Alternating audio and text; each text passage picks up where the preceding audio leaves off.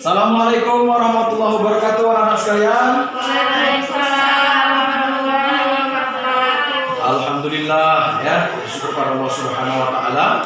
Hari ini kita kembali lagi bisa berjumpa kembali melanjutkan materi pelajaran kita. Apa kabarnya?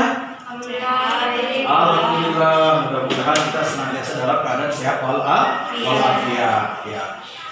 Sebagai hamba Allah, mari kita senantiasa perbanyak rasa syukur kita pada Allah Subhanahu wa taala. Mudah-mudahan dengan selalu bersyukur kita kepada Allah, Allah akan memberikan keberkahannya kepada kita semua, sehingga kita senantiasa mudah-mudahan dalam keadaan sehat walafiat dan kita dapat melaksanakan aktivitas kita.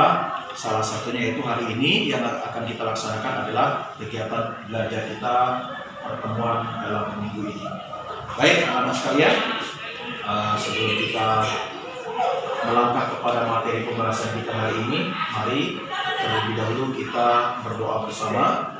Mudah-mudahan Allah Subhanahu wa taala memberikan kita kebaikan serta memberikan pemahaman kepada kita semua, sehingga pelajaran hari ini dapat berjalan dengan baik dan lancar.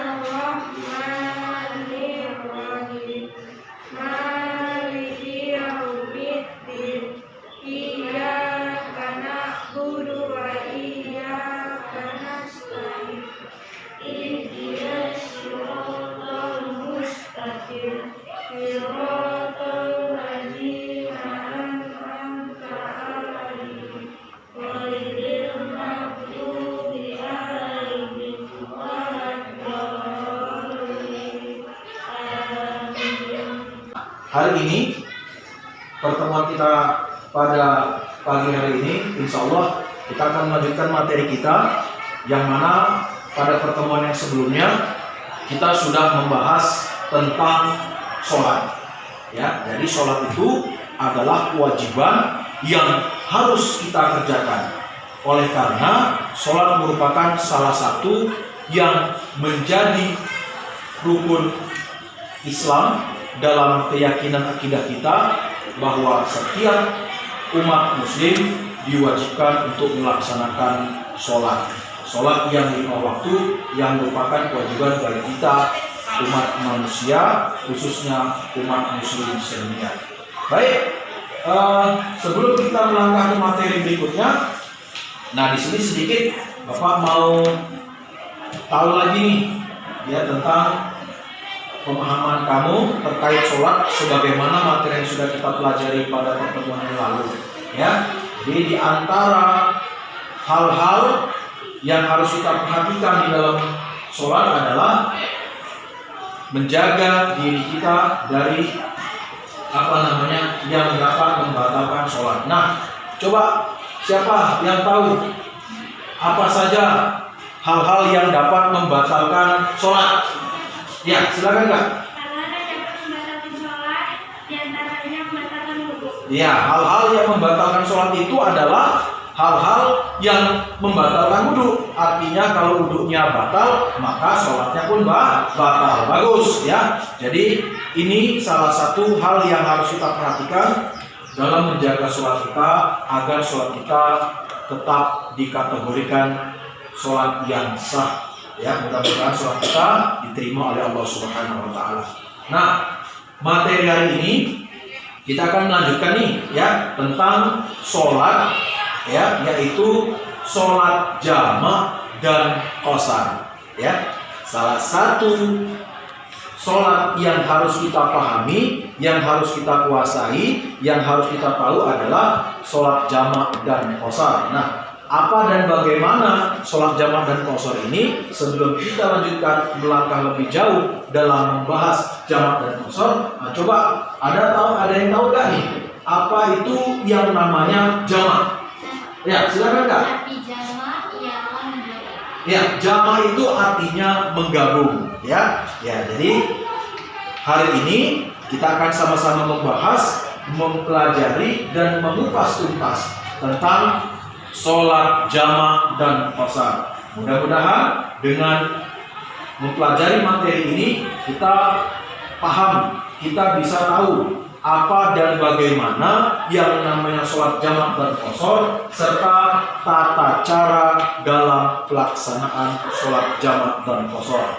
Yang namanya jamak dan qashar ini haruslah kita pahami agar seumpama kita berada dalam kondisi tertentu, ya, di mana waktu kita tidak memungkinkan untuk melaksanakan sholat seperti biasa, maka ada solusi yang Allah berikan, yaitu jamak dan qashar.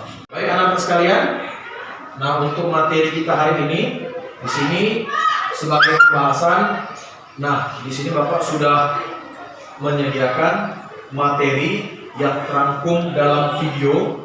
Nanti Bapak minta masing-masing kamu seluruhnya silakan nanti dilihat, ditonton dan dipahami isi penyampaian materi yang ada dalam video ini terkait kita materi yang menjadi topik pembahasan kita hari ini, yaitu tentang sholat jamak dan qashar. Untuk itu, yuk mari sama-sama kita saksikan, dan Bapak berharap untuk konsentrasikan, pusatkan perhatian, kita fokus kepada video pembelajaran yang akan disampaikan.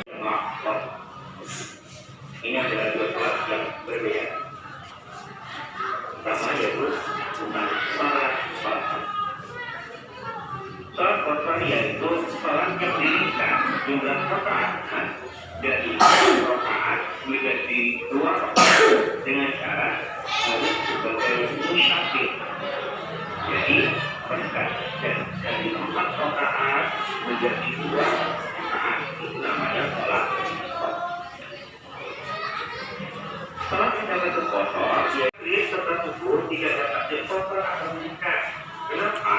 Karena sholat maghrib kita cuma 3, kalau separuh berarti tinggal 1,5 rakaat. Tidak bisa kalau sholat rakaat. Sekalian, tadi telah kita saksikan sama-sama penyampaian materi lewat penayangan video. Jadi harapan Bapak dari video yang tadi disampaikan, kiranya mungkin sudah ada gambaran nih sama kamu tentang materi kita hari ini.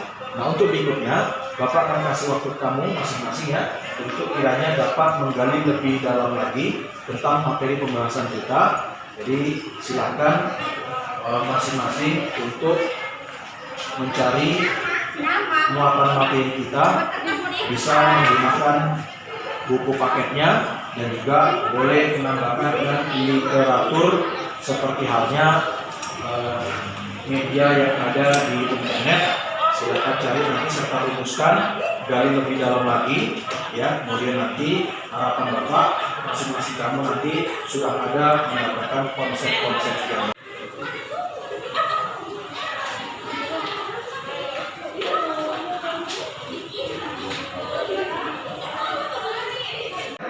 setelah tadi kamu mencari dan mengembangkan lagi materi kita hari ini tentang sholat jamak dan qashar.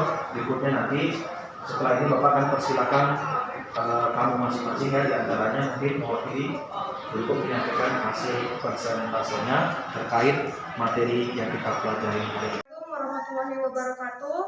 Nama saya Rindi Ariati. Saya akan mempresentasikan tentang sholat jamak dan qashar. Pengertian sholat jamak adalah menghimpun 2 waktu sholat dalam 1 waktu. Sedangkan qashar melakukan sholat wajib dengan mengurangi atau meringkas jumlah rakaat sholat yang bersangkutan. Nama saya Fatimah Azhara. Saya bertanya kepada Rindi. Pertanyaan adalah bagaimana tata cara melaksanakan sholat jamak takdim? Saya akan menanggapi pertanyaan dari Jaka tentang cara melaksanakan sholat jamak takdim. Cara melaksanakan sholat jamak takdim ialah dengan mengerjakan sholat fardu yang diawal terlebih dahulu, baru sholat fardu yang kedua. Contohnya sholat zuhur dan asar terlebih dahulu dikerjakan, lalu sholat asar. Baik anak-anak sekalian, tadi telah sama-sama kita membahas materi kita hari ini tentang sholat jamak dan qashar. Ya, jadi di antara kamu mewakili ada yang sudah menyampaikan hasil persentase dan sudah tadi saling ditanggapi bersama. Mudah-mudahan materi kita hari ini memberikan kebaikan dan manfaat untuk kita semuanya.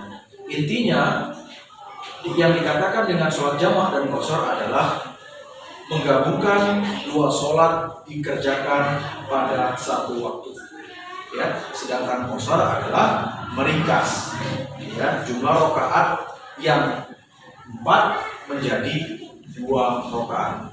Nah, jamaah dan qashar ini merupakan salah satu keringanan yang Allah berikan untuk kita, kepada kita, khususnya apabila kita sedang dalam keadaan di mana situasi kita tidak memungkinkan untuk melaksanakan sholat fardu seperti biasa. Ya, di antaranya apabila kita sedang dalam keadaan di perjalanan yang jauh, ya, dan dalam kondisi sakit, ya, yang memberikan kita, menyebabkan kita tidak bisa melaksanakan sholat seperti biasa. Setelah tadi sama-sama kita membahas materi kita hari ini, nah untuk selanjutnya nanti ini Bapak akan beri kamu ini beberapa soal ya, soal yang untuk nanti kamu bahas ya. Soal ini Bapak berikan untuk kamu, untuk Bapak dapat mengetahui sampai sejauh mana pemahaman yang kamu sudah dapatkan dari pembahasan materi kita pada hari ini.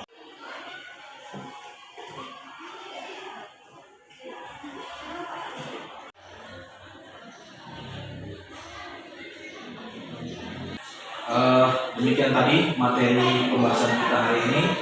Mudah-mudahan apa yang telah sama-sama kita bahas bersama dapat menjadi pemahaman kepada kita semua, kiranya memberikan kebaikan untuk kita, terkhusus dalam melaksanakan ibadah kita kepada Allah Subhanahu wa Ta'ala sehari-hari, seperti halnya ibadah sholat. Ingatlah bahwa sesungguhnya sholat merupakan kewajiban yang harus kita kerjakan apabila telah tiba waktunya. Dikatakan di antara ibadah yang Allah senangi adalah sholat pada waktunya, yang artinya sholat kita begitu waktu telah masuk waktu sholat, maka kita diperintahkan untuk segera melaksanakan sholat di awal waktu. Mudah-mudahan pertemuan hari ini menjadi pertemuan yang berkesan, bermakna, dan memberikan kebaikan untuk kita semua. Untuk itu sebagai materi pelajaran yang akan kita bahas pada pertemuan berikutnya, kita akan membahas tentang puasa, ya, apa dan bagaimana puasa. Insya Allah pada pertemuan esok hari ataupun pada pertemuan yang selanjutnya kita akan sama-sama membahas. Mudah-mudahan Allah Subhanahu wa Ta'ala senantiasa memberikan kita kesehatan. Mudah-mudahan pada pertemuan berikutnya kita dapat kembali lagi bertemu dan melanjutkan materi pembelajaran kita. Mungkin pertemuan hari ini Bapak pandangan sampai di sini. Ya, kiranya insya Allah besok akan kita lanjutkan pada pertemuan berikutnya. Sebagai penutup, mari sama-sama kita ucapkan lafaz alhamdulillah, alhamdulillahirabbil alamin. Terima kasih atas perhatiannya. Mohon maaf kalau ada hal-hal yang kurang berkenan. Billahi taufiq wal hidayah. Assalamualaikum warahmatullahi wabarakatuh.